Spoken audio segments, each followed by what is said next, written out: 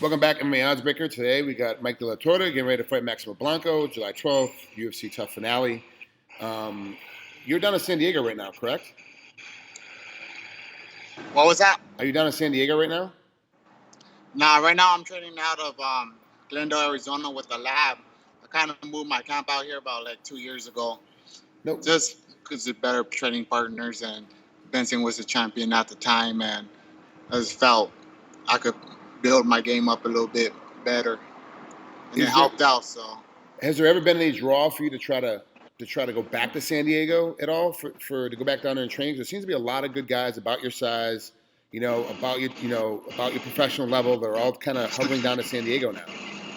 Yeah, like when I first started fighting, a lot of those guys that I had to fight early on in my career, a lot of guys from Alliance, a lot of guys from different camps. So I could go over there and spar, but I really didn't have real training partners on a daily basis to train with. So I kind of just want to get out of there, ask my coach, Manny Hernandez, permission if I could leave.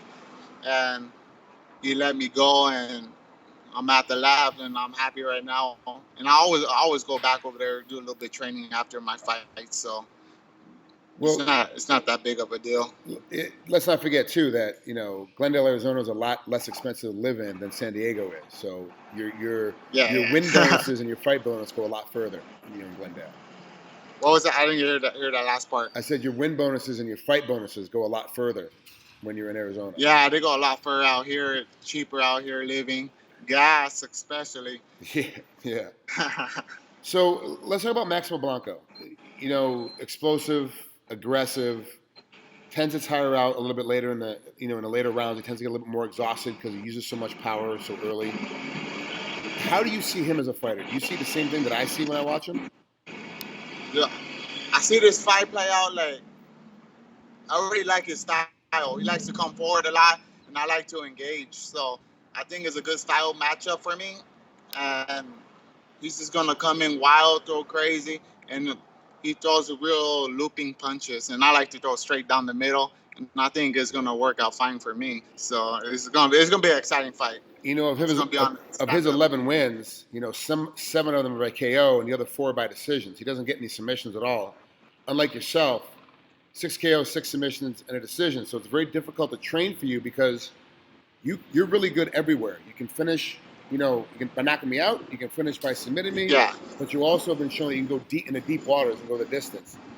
From what you just said, it sounds like you think you're going to knock Maximo out. Is that how you think this fight's going to go? Is you end up finishing him on his feet?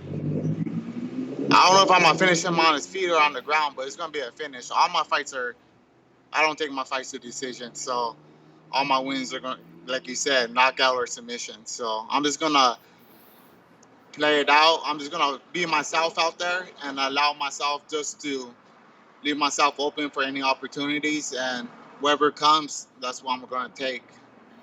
I'm going to go back in time for a minute and go to a fight that was over a year ago. Your split decision loss to Mark Bochuk. And I want to find out, split decision losses are always the toughest ones to deal with because you're dealing with something where all you have to do is convince one more judge to believe in you, one more judge to go your way. Do you remember that? Is that fight still kind of fresh in your memory? I mean, it's been over a year. Yeah. It's kind of tough. It's still kind of fresh in memory? Yeah, I remember that fight. Exactly. I think I got robbed in that fight, but I did everything I had to do, and they called me on a 7-day notice, and I had to drop 30 pounds just within 4 or 5 days, because I have to do traveling, had to fly, had to do all this. And I came in there, and I thought I did a pretty good performance. I beat him up standing. I did more damage. He got me a couple rights and held me down a little bit against the fence, but besides that, he didn't really hurt me or do anything. So I don't know how he got that win. So, but it is what it is. If there's one thing that you had to go back on and go, look, this is the one thing I can kind of see what the judges are looking at. Do you think it would be like every time now he has you against the fence, you got to get off the fence quicker? Is that the only thing that you can really see that he got you with? I think it was more towards the end of the fight when he took my back, and I was gassing a little bit in the 3rd round, and he controlled me a little bit more better than I should have let him. But it is what it is, and I think he just squeaked it out right at the end for that W.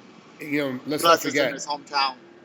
Well, not only that, his hometown, he was, everyone was cheering for him. But let's not forget too, you cut 30 pounds in 4 days to make weight, and cutting that kind of weight is super hard on your system. It's super hard on your body. Do you always get that heavy in between fights? Where you're that far overweight?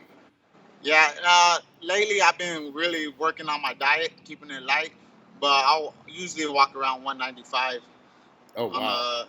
a on a daily basis. But lately I've been doing it around 170. So I've been really changing my lifestyle to meet my requirements. How much you Uh, weighing right now? You're less than a month away from your fight. How much you weighing right now? right now, a month away, I'm like 15, about 20 pounds out. So not too bad. My last fight actually was my best weight cut ever at 45. I only fought 45 a couple times, but now I figured how to do it, what's the right method for my style.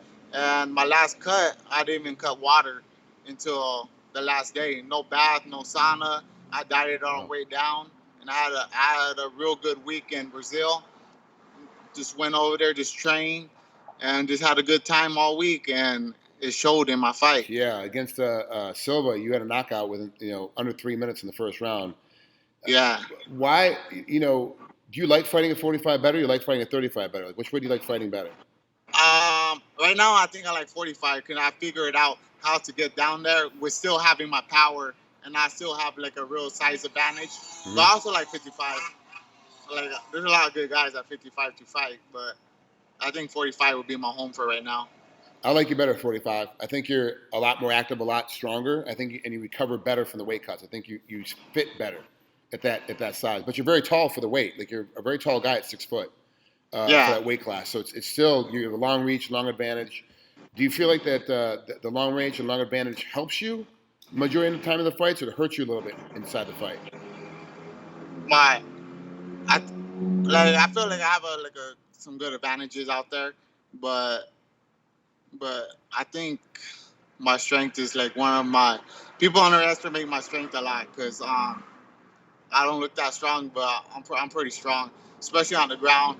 Like they really haven't seen my ground game yet. I just got my purple belt from John Crouch about like a month ago, Oh, good. so I've been Congratulations. improving my ground game a lot. So hopefully I could show it off one day. Hopefully not soon, but maybe one day. Beautiful, Mike. Thanks so much for coming on here with MMA Oddsbreaker. I appreciate it, buddy. Have a great time, man. I think this fight's gonna be great.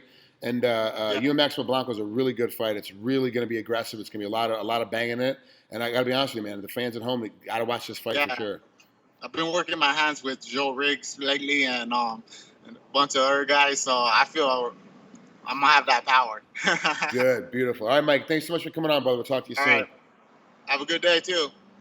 Congrats on your Hall of Fame. Thanks, bud. Later. Appreciate it.